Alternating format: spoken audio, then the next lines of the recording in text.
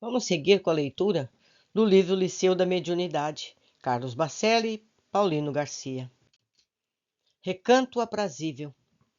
O Liceu da Mediunidade, coordenado pelo Dr. Odilon, que conta com a colaboração de inúmeros instrutores da vida maior, é um recanto extremamente aprazível, situado próximo a pequeno bosque, entrecortado de fontes borbulhantes. Sua construção avarandada é simples, pouquíssimo mobiliário em seu interior e alguns quadros nas paredes que retratam a paisagem terrestre. É para que não nos esqueçamos, Paulino, explicou o mentor, com referência às telas que os próprios médiuns matriculados no liceu conceberam, do nosso abençoado campo de luta. Por maior nos seja o anseio de ascensão, estamos comprometidos com a gleba em que as sementes que espalhamos nos esperam para a colheita inevitável. O liceu conta com diversas turmas de aprendizes. No entanto, poucos são os que conseguem levar adiante os estudos que efetuam. Muitos, temendo maiores comprometimentos kármicos, recuam. Querem renascer na condição de espíritas no mundo, mas não desejam compromisso com a mediunidade. Por esse motivo, de 10 candidatos ao serviço mediúnico na Terra, apenas um persevera, fazendo-nos recordar aqueles 10 leprosos que foram curados pelo Senhor. Somente um voltou para agradecer. Os 20 companheiros, pois, que estavam se habilitando à reencarnação com atividade definida entre os homens, na verdade, eram 200. Por aqui, falou o Dr. Odilon, acontece o mesmo que sucede nas casas espíritas que sustentam tarefas consagradas ao intercâmbio mediúnico no mundo. De início, o interesse é grande, os candidatos numerosos. No entanto, com o passar do tempo, permanecem aqueles que realmente tragam na alma a intenção de servir. Não devemos recriminar os que desistem, porquanto, de fato, ser médium na atual conjuntura do planeta é uma temeridade. São tantos os convites à deserção do dever que o triunfo se faz cada vez mais raro. Não estamos nos referindo apenas ao abandono da mediunidade, mas principalmente ao seu desvirtuamento. Esmagadora maioria dos sensitivos corporificados no orbe, ou seja, na Terra, coloca suas faculdades a serviço de escusos interesses. Norteiam-se com Kardec, equilibram-se com Jesus, todavia, no contato mais estreito com a matéria, marginalizam Allan Kardec e esquecem-se de Jesus. Enquanto ouvia as explicações do benfeitor, percorrendo as dependências do liceu, vieram ao nosso encontro 2 irmãos muito queridos, Sebastião Bernardes, Carmelita Verônica. Paulino, você e o nosso Carmelita já se conhecem, não é? Indagou Odilon. Sim, respondeu abraçando o companheiro. A irmã Verônica é uma de nossas mais preciosas cooperadoras, continuou o mentor. Como vai, meu filho? Cumprimentou-me com simpatia a senhora. Você não me reconhece, mas tenho ouvido a seu respeito. O trabalho que vem desenvolvendo tem repercutido positivamente entre os nossos irmãos encarnados, ansiosos por notícias justas da vida além da morte. É um esforço modesto, respondi com sinceridade. Sim, porém útil, comentou Verônica. Não devemos perder a ocasião de esclarecer os que prosseguem nas experiências da retaguarda. Uma única ideia concernente à imortalidade que consigamos transmitir pode mudar uma vida, influenciar centenas de outras. Não devemos nos importar com números, mas com qualidade. Se fôssemos nos importar com números, meu filho, apartou o irmão Carmelita, não estaríamos com as portas do liceu abertas. Desta vez, apenas 20 levaram o termo o estudo inicial, que deverão ser complementados na Terra. E mesmo dos 20, que dentro em pouco estarão ouvindo a palestra do Dr. Bezerra, mais de 10 se encontram relutantes.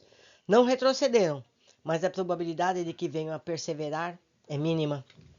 A contemplação de Paulino, observou o Dr. Odilon, a que se refere o nosso Carmelita, deveria ser levada a efeito nas casas espíritas, mas infelizmente são poucos os núcleos que dão ênfase ao estudo da mediunidade. Começam por onde deveriam terminar, ou seja, a prática primeiro, a teoria depois. Aliás, muito depois, quando dela ainda se cogita. Infelizmente, o maior entrave para o exercício da mediunidade, com o seu melhor aproveitamento, é a ignorância dos médiuns. Não podemos, no entanto, desanimar, acentuou irmã Verônica. O evangelho começou assim. No princípio, o Senhor não contava com muitos, e poucos foram os que verdadeiramente se dispuseram ao sacrifício pela boa nova. Dos 20, que em breve darão início ao seu processo reencarnatório, se um só deles alcançar relativo êxito em sua empreitada, nos daremos por satisfeitos. Veja bem o que estamos dizendo, relativo êxito. Além do mais, disse o instrutor, que se responsabiliza pelo trabalho, cuja importância transcende a pobreza das palavras com que tenho que descrevê-lo, os espíritos que se opõem à nossa causa no mundo haverão de rastreá-los. Rastrear os médiuns? Questionei estupefato. Sim, os nossos mentores. Os nossos menores movimentos, Paulino, esclareceu o Dr. Odilon, têm sido vigiados pelos adversários da luz. Evidentemente, ainda estamos longe de ser luz. Somos débil raio de treva, em transição luminosa, mas que possamos vir a ser já incomoda os que se comprazem nas sombras. Quer dizer, então, emendei sem concluir o pensamento, que os médiuns, acrescentou o irmão carmelita, que renascem com um plano de atividades mais ou menos delineado a ser executado, desde a mais tenra idade têm os seus passos vigiados na terra, e não há um só que, infelizmente, não seja encontrado e perseguido, uns mais de perto, outros mais de longe, mas invariavelmente todos sofrem o assédio, direto ou indireto, dos que, através deles, pretendem prejudicar a humanidade. Sabem da existência do Odisseu? Perguntei. É claro que sim, respondeu o mentor, e periodicamente um deles se infiltra no psiquismo de um dos nossos estagiários e nos ameaça. Incorporação? Tornei a perguntar. Sim, a comunicação mediúnica não acontece tão somente em nível de encarnado e desencarnado, pois o médio dos chamados mortos pode também ser médio dos considerados vivos. A manifestação mediúnica do espírito de um encarnado mediante outro é perfeitamente possível. Seguindo a mesma linha de raciocínio, um desencarnado pode interpretar o pensamento de outro. Mediunidade, basicamente, é uma questão de sintonia. Espíritos que estão no corpo podem igualmente se manifestar por aqui. Então, meus amigos, que nos fique claro: um espírito, estando encarnado, ele pode passar uma mensagem psicográfica num centro espírita.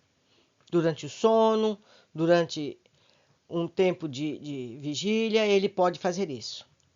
Um espírito desencarnado pode ser médium no plano espiritual, com outro médium. Então, não é a condição de encarnado ou desencarnado que impede uma comunicação espiritual. Eu tenho conhecimento que Chico Xavier, ainda em vida, dava comunicação em centros espíritas a centenas de quilômetros de Uberaba. E tenho isso comprovado. Então, todos, não é só o Chico, todos podem fazer isso. Embora nem todos saibam que fazem isso. Durante esse transe, essa pessoa pode não se lembrar, quando volta ao corpo, que fez isso. Precisamos estudar, meus amigos. Precisamos estudar para entender toda a mecânica e não nos espantarmos com qualquer coisa. Por hoje ficamos aqui, aguardo todos na sequência desse nosso estudo.